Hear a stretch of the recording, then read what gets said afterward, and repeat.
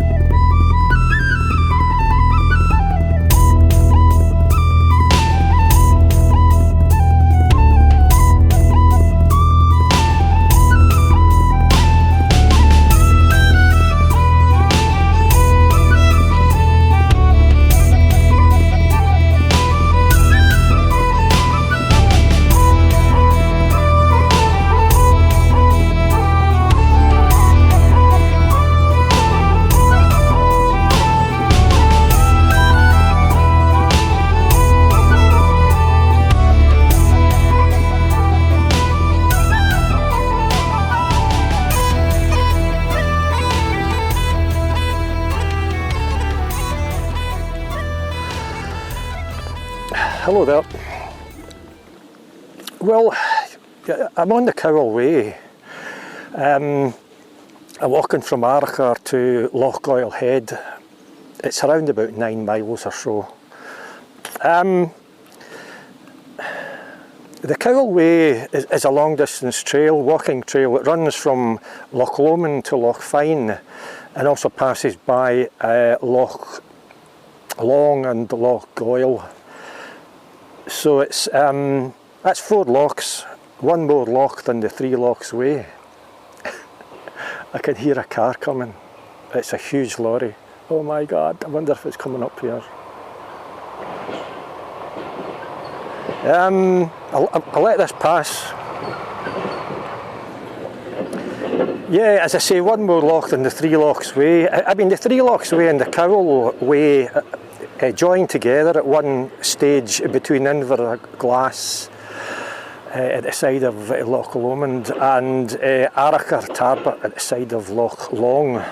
And I've actually done that section. So that video that I did of, I think it was day 4 of the 3 lochs way, is also that part of the Cowal Way. I've actually sort of omitted the first part of the Cowal Way from Arrochar to Ardgoil. It's about 3 miles or so.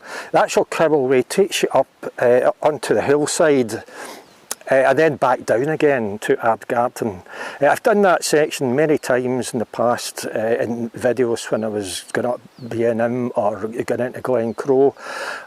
I'm trying to save a bit of time because I'm conscious of bus times, and I thought I'll just stick to the road in that part. I probably saved myself an hour or something. It was a pretty unpleasant walk, thankfully on a pavement at the side of a busy road. And then I've come along a narrower tarmacked road here, to this point here, and the forest is starting to open out a bit. So I didn't take any footage back there. It was all kind of enclosed and not a great deal to see, and I just put the miles in. But buses in this sort of area, Lochgoilhead, that are, you know, few and far between.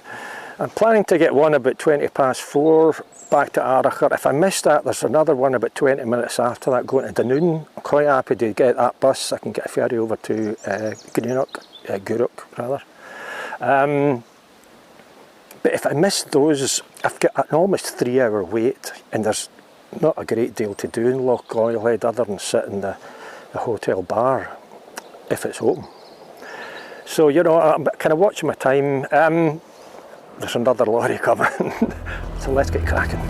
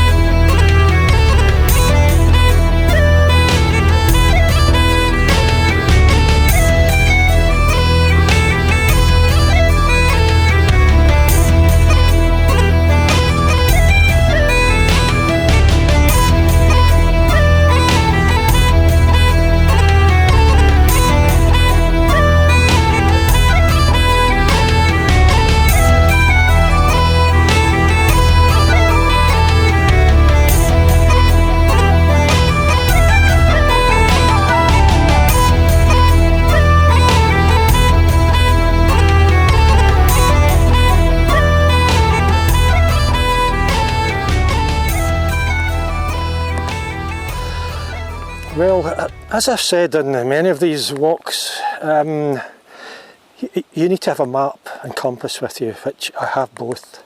You just can't mess about. You're in an area that's pretty wild, and if you're not familiar with it, it's very easy to make mistakes. A lot of this is forest. Some of the forest has been felled, and as is often the case in forestry areas, there's tracks all over the place, branches of tracks, and while the Cowal Way is signposted now and then, little kind of way marker logos, they're not always places where you might like to see them. You know, I'm not suggesting they should be every 100 metres or anything. It's just it's an area where you have to just be on the ball as far as map reading is concerned. I've already had to refer to my map a couple of times because there was branches and I'm thinking, which way do we go here? But it's also important to just grasp the overall picture. At the moment I've left Loch Long and come up through forestry on this track. As I say, the branches all over the place. But the bottom line here is that the track that I intend to follow, the Cowal Way, will be passing between two mountains, and my pronunciation's probably going to be out the window. The Brack, that's fairly easy to pronounce, and Loch Fyne, or however you pronounce it. And you know, I can see these mountains, I can see that one up there, there's a kind of whole range of them here, and the track follows, it goes up between them onto a bealach, or a low point between two mountains, and I'm pretty certain I can actually see that bealach and the path on it just behind me. So just as I say, get a handle on the overall picture. You might get a little bit confused in the odd place. Just kind of be aware of what's going on around you.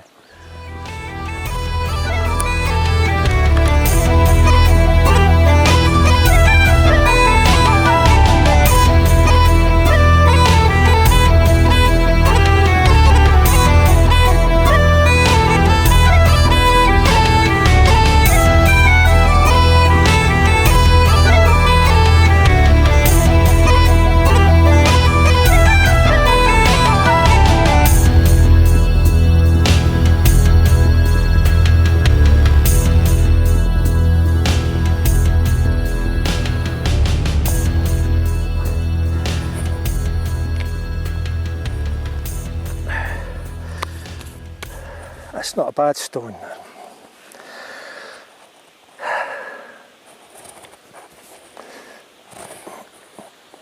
Well, I'm making good time.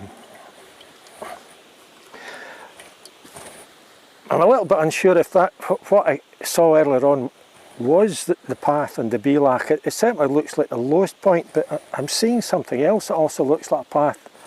But we'll see how we go. As I say, I know what the bigger picture is. I'm going over there one way or another.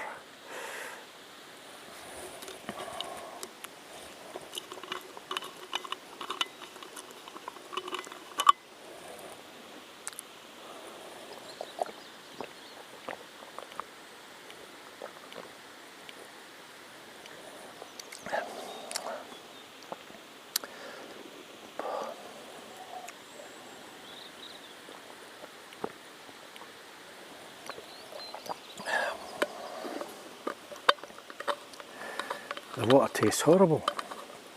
How can water that sits in some sort of storage tank at the top of a multi-storey possibly taste good?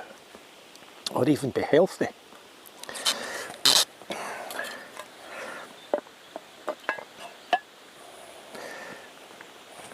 And talking about health, got a letter from NHS.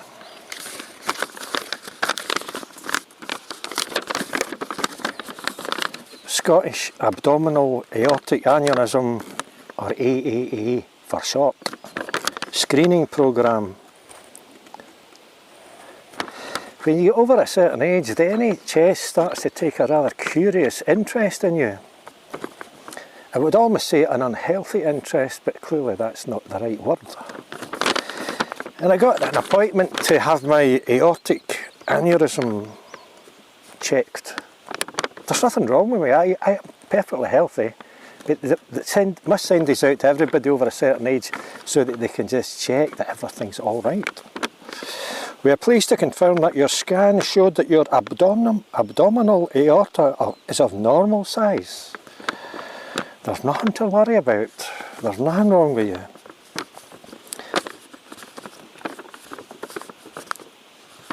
But I do sometimes wonder how much of the NHS resources are taken up by checking people out for things that they don't have. When right now the NHS is almost collapsing under the weight of people who need treatment right now for stuff because they're ill now. You know,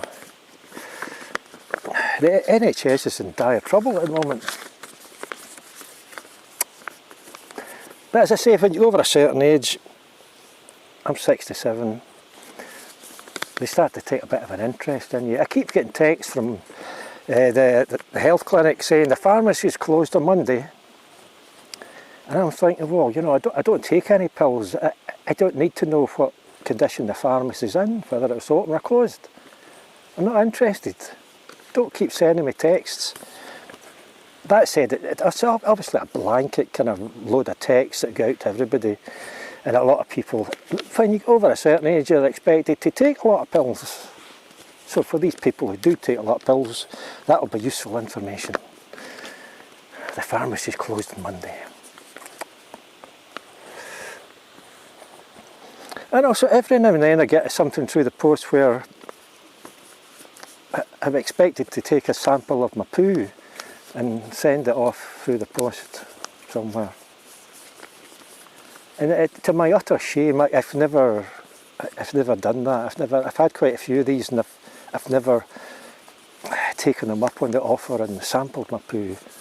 And it's important because it can check for certain diseases and things that might be wrong with you in connection with your guts, for want of a better word. You know, and I can make any number of excuses under the sun, but at the end of the day, they're all a little bit kind of pathetic and wimpy. So if you're more of a man than me, I'm sure you'll do what is required and sample your poo and send it off, because it's obviously important. I don't know, I just can't, I can't figure out the logistics of it. How to actually sample my poo. You get a little stick. it seems awful messy, you know. Am I supposed to put a plastic bag, maybe a Tesco's carrier bag, in the toilet and poo into that? Or can I maybe get one of my beer tankards or tumblers in there somewhere and catch a little poo as it emerges? I don't know, it's just the logistics that scare me. I can't figure it out, you know. Which, as I say, is a pretty wimpy excuse, you know. Pathetic reason for not doing what is required.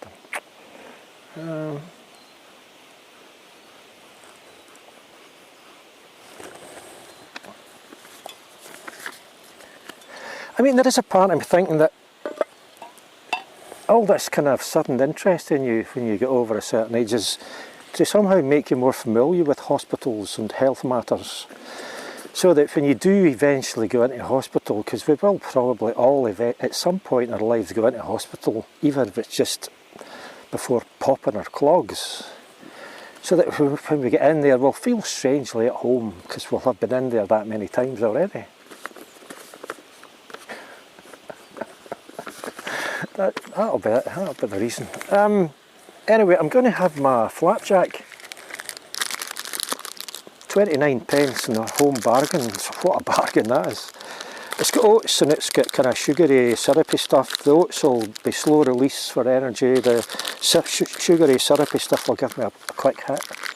So that's a really good bit of kit for 29 pence. And it's heavy, you just feel the weight of that and you know you're getting something that's going to fill a wee bit of a hole.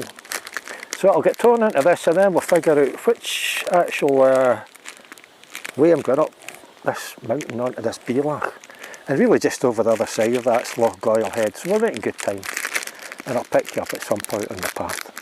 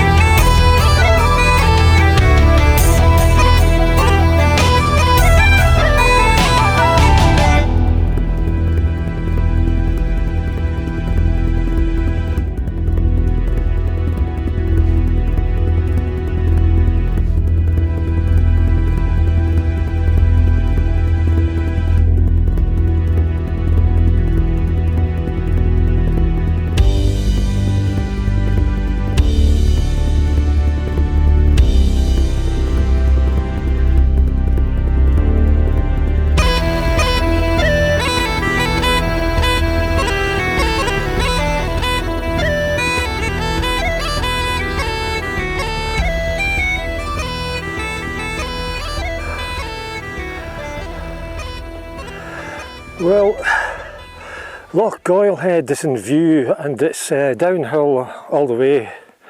The flat area between the two mountains was a bit boggy, but you know, what the heck, what's a bit of bog other than a bit damp here and there. I can't mess about time wise, it's 20 to 3. I want to I don't want to have to hang about in Lochgoilhead for almost 3 hours. So I need to get a bus. I'm just going to put my head down and go for it. Here's a song to play us out. I'm Eddie Burns. Take care.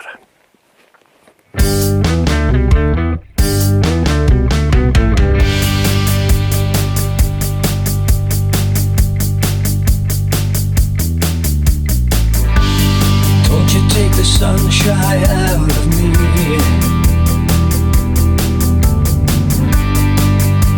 And don't go breaking my heart with your fancy words and irritating line. Tucking the dirt in a pile of wine, creeping in the night like an old tomcat, just swing and bounce and this and